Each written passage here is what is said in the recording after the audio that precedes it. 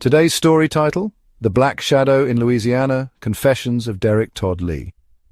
Warning: this story is completely true and deals with chilling events about a serial killer. It is advised that sensitive viewers or anyone under 18 do not watch. Can you live your whole life as if you were invisible? I'm Derek, always the man who was unseen, even though I stood behind the crime. I started in the early 90s. There was no inner voice telling me to do it, no fits of madness. There was only desire to control, to silence everything around me. In Louisiana, I moved from city to city: Baton Rouge, Lafayette, Denham Spring, always on the road, always at night. I watched from afar. I didn't choose my victims by chance. I studied them, followed their routines, knew when they were alone, when the lights went out in their homes, when the city fell asleep and their scream would begin. I entered Geraldine DeSoto's house through the window. She was alone. I could hear her breathing, that moment when you feel your heart beating like you're alive for the first time.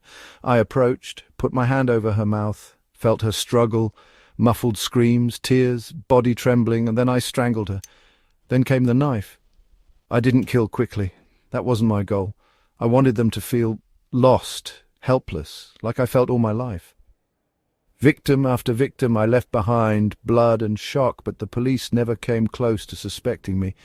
They were looking for a white man, that's how the media described him. And me, I got away, because they never once thought the killer could be someone like me. And I killed more than 7 women, some stabbed to death, others strangled or beaten until they stopped breathing.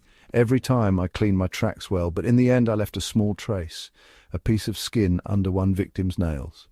DNA. In May 2003, my identity was revealed. I was in Atlanta then, hiding. But they came. They surrounded me. I was arrested. And finally, I had a name and a face in the media. People ask, do you regret it? Regret? No. I only feel surprised.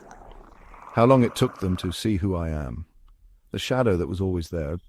In 2004, the U.S. court convicted me of killing Charlotte Murray Pace, and I was sentenced to death. I spent my final years in a Louisiana prison until I was diagnosed with cancer and died in 2016, on a bed, not in the execution chamber. If this story made you shiver as it made me smile while writing it, don't forget to subscribe to my Channel Night Pulse Secrets. Every week, a new story from the depths of darkness, from reality, not fiction.